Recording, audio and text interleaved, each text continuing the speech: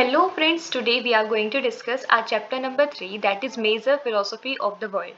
हमने chapter number 1 और 2 दोनों कंप्लीट कर लिए हैं। अगर आपने वीडियोस नहीं देखी है तो इस चैनल पे जाके अपलोडेड है, आप उस वीडियो को देख सकते हैं। मैंने उन चैप्टर के साथ साथ आपको PYQ भी करवाए थे उस चैप्टर से रिलेटेड। हर टॉपिक के नीचे जो भी PYQ आया हुआ है 2023, 24, 25 या सैम्पल पेपर का कोई क्वेश्चन आया हुआ है तो वो भी मैंने उसके साथ अटैच किए थे और साथ के साथ मैंने आपको मैप भी कवर करवा दिए थे। जो पूरी हमारी हिस्ट्री है वो 23 मार्क्स की आएगी, जिसमें से चैप्टर 1, 2, 3 आपके टोटल 9 मार्क्स के आएंगे। तो आज हम चैप्टर नंबर 3 कवर करेंगे, that is major philosophies of the world. तो पहले हम समझेंगे फिलोसफीज क्या होता है। नेक्स्ट मीनिंग ऑफ धर्म, धर्म का मीनिंग क्या होता है, क्या धर्म हिंदू, मुस्लिम, सिख, ईसाई क्या यही धर्म होता है। वैदिक फिलोसफी के बारे में पढ़ेंगे, जैनिज्म के बारे में पढ़ेंगे, बुद्धिज्म के बारे में पढ़ेंगे, जोरोएट्रिज्म के बारे में पढ़ेंगे, जुडाइज्म के बारे में पढ़ेंगे और कॉन्फ्यूशियज्म के बारे में पढ़ेंगे। तो एक एक करके इन टॉपिक्स को समझते हैं। तो देखो, जो HPSC ने अपनी साइट पे जो मैप के लिए जो सिलेबस गिवन है वही मैंने यहाँ पे लिखा है कि Vedic philosophy, Jain philosophy, Buddha philosophy, Zoroastrianism, Judaism and Confucius, इन सभी फिलोसफी को आपने मैप के अंदर लोकेट करना है। ओरिजिन ऑफ मेजर फिलोसफी, उसके ओरिजिन का जो एरिया बताना आपने। तो देखो, यहाँ पे आपका वर्ल्ड मैप है, यहाँ इंडिया की लोकेशन मिलेगी। तो इंडिया का जो नॉर्थ पार्ट होगा वहाँ आपको वैदिक फिलोसफी मिलेगी। जो यहाँ पे गुजरात वाला जो एरिया होगा वहाँ आपको जैन फिलोसफी मिलेगी। जो आपकी जो बिहार वाला जो एरिया होगा वहाँ आपको बुद्धा फिलोसफी मिलेगी। और ये जो चाइना वाला जो एरिया है, चाइना के थोड़े से ऊपर वाला जो एरिया होगा वो आपको कन्फ्यूशियस फिलोसफी मिलेगी। और यहाँ पे आपको पर्शियन गल्फ मिलेगी, ये जो वाटर बॉडी है। यहाँ पे आपको मिलेगा ईरान, ईरान के अंदर आपको जोरोएट्रिसिज्म मिलेगा। और यहाँ पे ये जो रेड सी वाला जो एरिया है उसके ऊपर आपको मिलेगा इजराइल। तो इजराइल के अंदर किसका ओरिजिन हुआ था, जुडिज्म फिलोसफी का हुआ। तो HBSC ने जो अपना सैम्पल पेपर रिलीज किया है इस प्रेजेंट ईयर का, दैट इज 2025-26, तो उसमें आपको क्लियरली गिवन है ओरिजिन प्लेस बताना आपने जुडिज्म का। तो आप यहाँ पे मार्क कर सकते हो, इजराइल वाला जो एरिया है ये आपका पूरा 1 मार्क का था। नेक्स्ट हम समझते हैं कि हम फिलोसफी कर रहे हैं, but what is actual philosophy, कि ऐसा क्या हुआ। देखो, पहले लोग जो थे जंगल में रहते थे, धीरे धीरे उन्होंने एग्रीकल्चर सीखा, फिर वो विलेजेस में रहने लग गए, फिर विलेजेस के साथ साथ सिटीज़ डेवलप हुई तो हमने सिविलाइजेशन पढ़ी। वही सिविलाइजेशन के चैप्टर नंबर 1, चैप्टर नंबर 2 के अंदर हमने कवर करी थी। तो अब सिविलाइजेशन बनने लगी तो लोगों का जो पॉलिटिकल सिस्टम था वो भी चेंज होने लग गया। तो पॉलिटिकल सिस्टम चेंज होने लग गया तो उस टाइम पे कॉन्फ्लिक्ट भी स्टार्ट हो गई थी, कुछ रिचुअल स्टार्ट हो गए थे। तो उस कॉन्फ्लिक्ट से बचने के लिए तो कुछ philosophies I.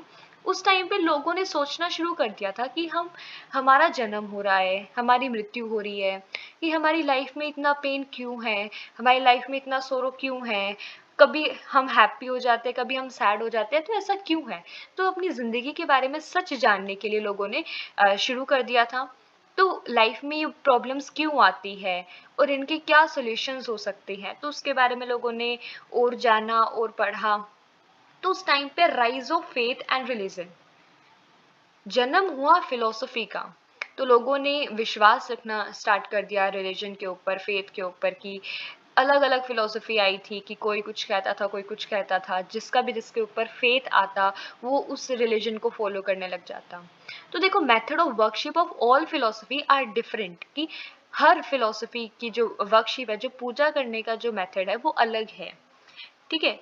And but all the philosophy have same goal, but सभी का सेम गोल है कि क्या, to liberate the human from the root cause of sorrow, यानी कि जो सोरो है, जो अपने पेन है अपनी लाइफ में, तो उससे मुक्त करना ह्यूमन को। तो वही सभी फिलोसफी का मेन गोल है। And enable him to attain salvation, और साल्वेशन को अटेन करना।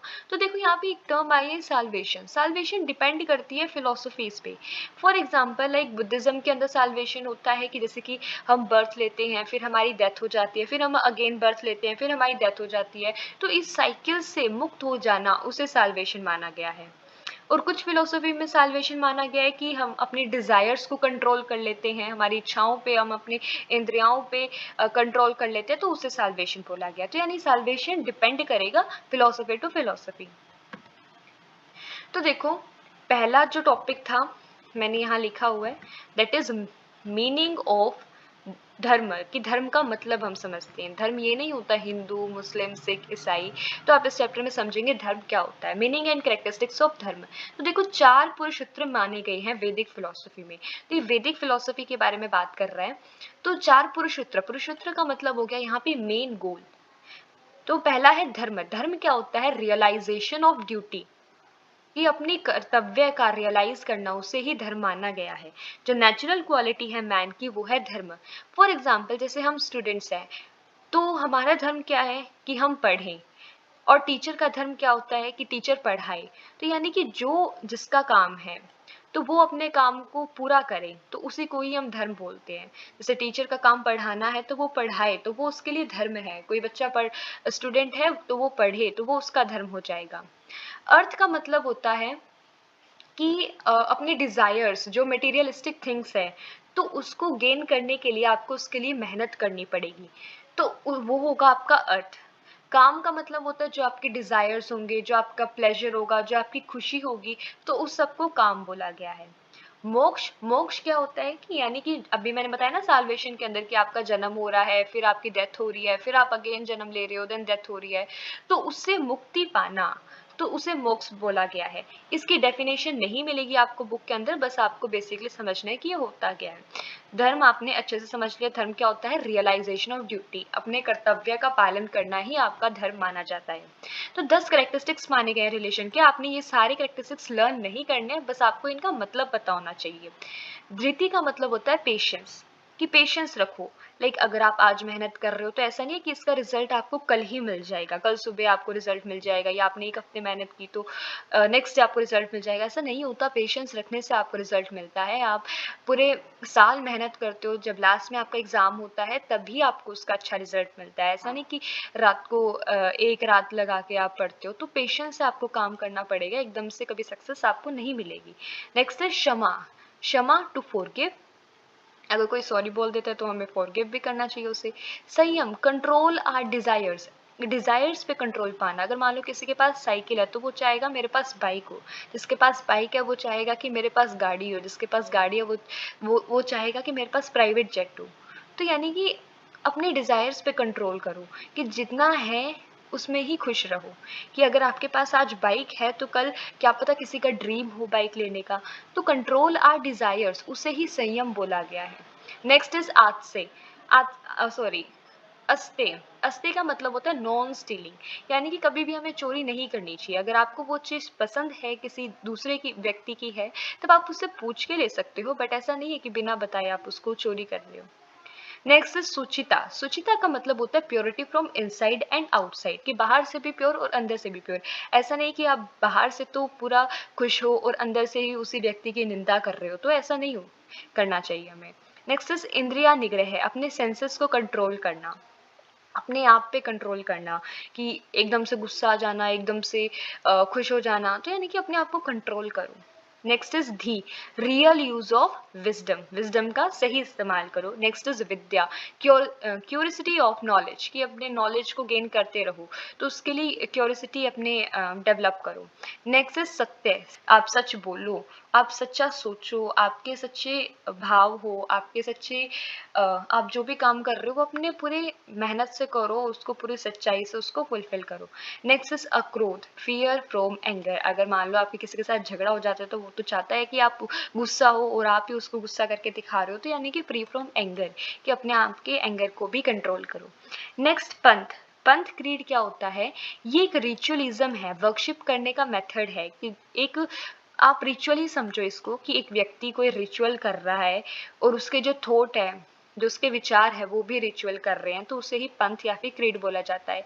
सेक्ट और रिलीजन क्या होता है? मान लो एक व्यक्ति है और एक व्यक्ति मान लो कोई कथा सुनाता है। अब ग्रुप ऑफ पीपल को वो अच्छी लगती है, वो कहानी अच्छी लगती है, तो वो लोग उसको फॉलो करने लग जाते हैं। तो वो जो लोग उसके फॉलोवर्स बन गए ना, उसे ही क्या बोल दिया गया यहाँ पे? रिलीजन बोल दिया गया। A group that seeks the interest of the follower of a particular community is a religion such as Islam and Christianity etcetera. Next हम पढ़ते हैं वैदिक फिलॉसफी के बारे में। तो वैदिक फिलॉसफी मैंने 2 स्लाइड में ही कंप्लीट करने की कोशिश की है। तो वैदिक फिलॉसफी क्या होती है? वैदिक फिलॉसफी सनातन, यानी कि मेनली इसको हिंदू लोग ही पढ़ते हैं। तो सनातन क्या होता है? सनातन एक ऐसा सत्य है जिसकी ना ही कोई आरंभ है, ना ही कोई अंत है, जिसका ना ही कोई बिगिनिंग है, ना ही कोई एंडिंग है। पता ही नहीं कि सनातन धर्म कब स्टार्ट हुआ और कब खत्म होगा। Next is darshan, thinking intellectually and logically by knowing the event happening around us. That is knowing the true knowledge. It means ऐसा नहीं कि मान लो कि हम आजकल रील्स को स्क्रॉल करते हैं, हमने कोई 2 मिनट की क्लिप देखी और उसी से ही हमने अपना माइंडसेट बना दिया कि ये सामने वाला पर्सन गलत होगा, बट आपको हिस्ट्री ही नहीं पता कि ऐसा क्या हुआ।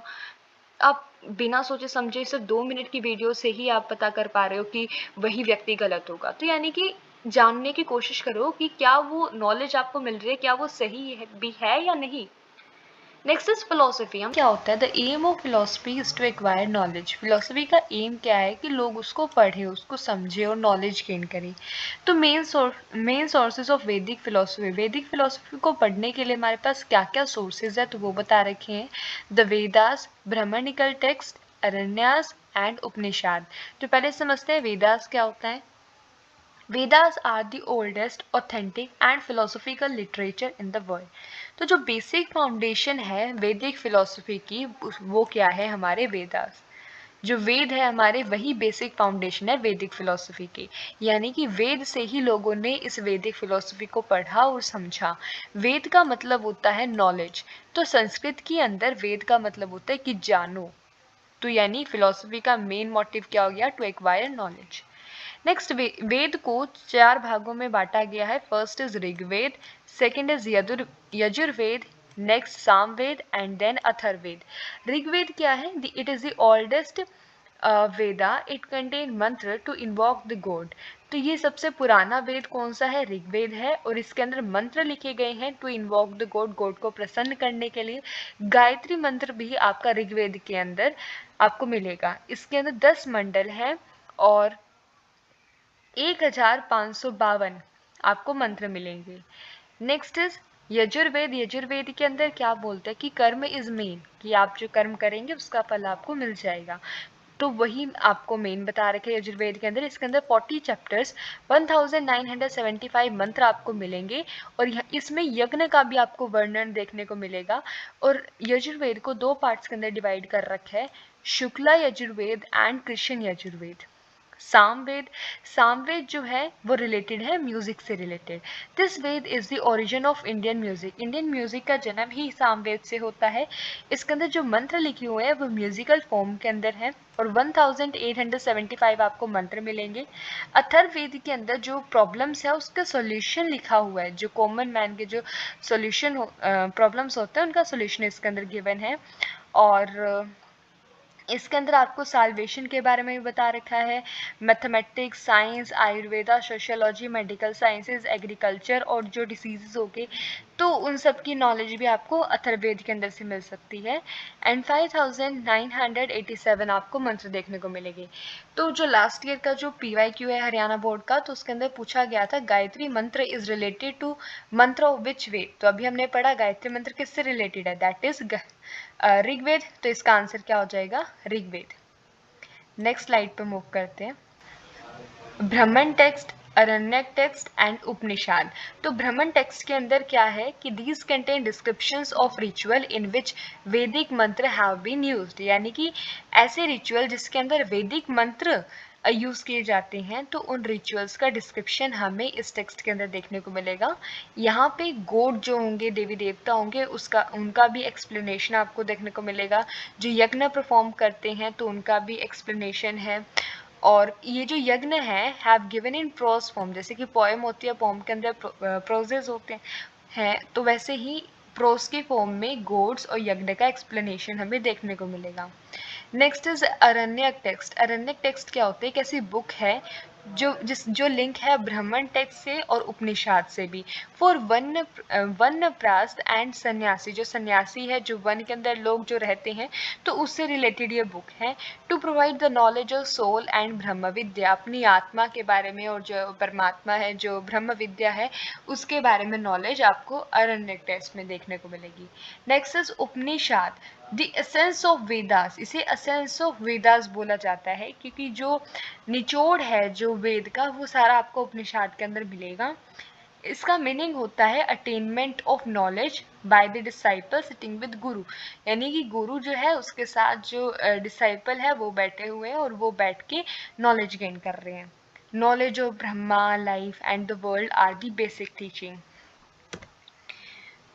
तो इस फीचर्स ऑफ वैदिक फिलोसफी के आपके बुक में बहुत सारे फीचर्स गिवन थे, तो मैंने यहाँ पे सिर्फ मेनली 6 पॉइंट ही लिखे हैं।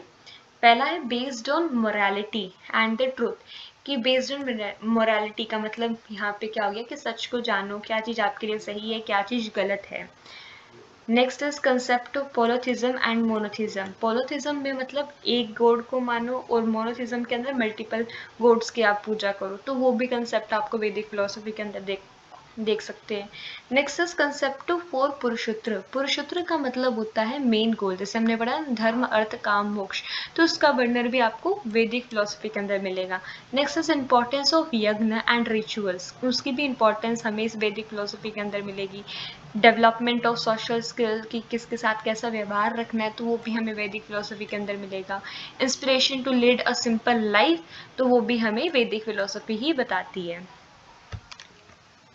नेक्स्ट हम समझते हैं जैनिज्म। जैनिज्म को is also called the philosophy of Shramana. Shramana की फिलोसफी भी बोला जाता है। इसके अंदर कुल 24 तीर्थंकर्स थे, जिसमें से पहले तीर्थंकर यानी गुरु ही बोल सकते हैं, जिन्होंने इस जो लीडर होते हैं इस रिलीजन के, जिन्होंने आगे और प्रोपगेट करने का काम किया था, उसे तीर्थंकर बोलते हैं। तो इसमें 24 गुरु हैं इनके। तो पहले है ऋषभ देव। ऋषभ देव फाउंडर थे और प्रोपगेटर थे जैन फिलोसफी के, इन्होंने ही फाउंड की थी जैनिज्म फिलोसफी को। और जो 24वें तीर्थंकर थे, जो लास्ट फिलोसोफर थे, दैट इज महावीर स्वामी। तो महावीर स्वामी का जन्म हुआ था वैशाली बिहार के अंदर इन 599 बीसी के अंदर। इनके फादर का नेम था सिद्धार्थ और इनके मदर का नेम था त्रिशाला। त्रिशाला कौन थी? सिस्टर थी लिच्छवी किंग चेतक की। जो राजा जो थे चेतक, तो उनके सिस्टर थी त्रिशाला। और इनके वाइफ का नेम क्या था? किनकी? महावीर स्वामी की वाइफ का नेम था यशोदा और महावीर स्वामी के चाइल्डहुड का नेम था Vardhaman. He belongs to a royal family और इन्होंने 30 की उम्र में अपने जो संसाधन थे, अपना घर परिवार था, उनको छोड़ दिया था। And attain true knowledge by sitting under साल ट्री के नीचे बैठ के इन्होंने नॉलेज गेन की for a year without water and food. Next, इस जैनिज्म फिलोसफी का ओरिजिन कहाँ से हुआ? The one who follow Jain is called Jain. Jain किसे बोला जाता है? जो जिन को फॉलो करता है। जिन क्या होता है? जिसने अपने इंद्रियों को कंट्रोल कर लिया। ये एक ऐसा व्यक्ति जिसने अपने इंद्रियों को कंट्रोल किया है, उसे जिन बोला जाता था। और जो जिन को फॉलो करता था उसे ही जैन बोल दिया गया। नेक्स्ट, 3 जेम ऑफ जिन माना गया है। जैसे कि 4 पुरुषोत्तर माने गए हैं ना वैदिक फिलोसफी में, वैसे ही 3 जेम, यानी कि मेन गोल क्या माने गया? टू अटेन साल्वेशन, यानी कि जन्म होना, मृत्यु होना, फिर से आपका जन्म होना। तो उसके साइकिल से बचने के लिए, टू अटेन साल्वेशन को अटेन करने के लिए महावीर स्वामी ने ऐसे 3 मेजर्स दे दिए हैं, जिन्हें त्रिरत्न बोला गया है। First is right faith, right knowledge and right conduct. Right faith का मतलब होता है कि जो भी आप जिस भी गुरु को आप फॉलो करते हो, आप उसके ऊपर पूरा विश्वास रखो, बिलीव रखो सत्य पे और तीर्थंकर्स पे। नेक्स्ट, राइट नॉलेज, कि गलत इंफॉर्मेशन मत लो, रियल इंफॉर्मेशन लो without doubt. Next is right conduct, यानी कि अपने सेंसेस को कंट्रोल करो और जितना प्रसन्न आप खुशी के अंदर होते हो, उतना ही वही भाव आपका सुरों के अंदर भी होना चाहिए। तो इसे ही राइट कंडक्ट बोला गया है। नेक्स्ट, 5 महाव्रत माने गए हैं।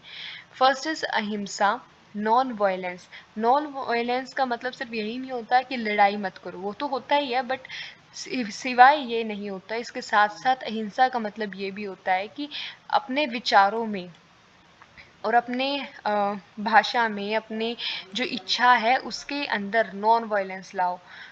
Next is ahimsa. अहिंसा का मतलब होता है सच।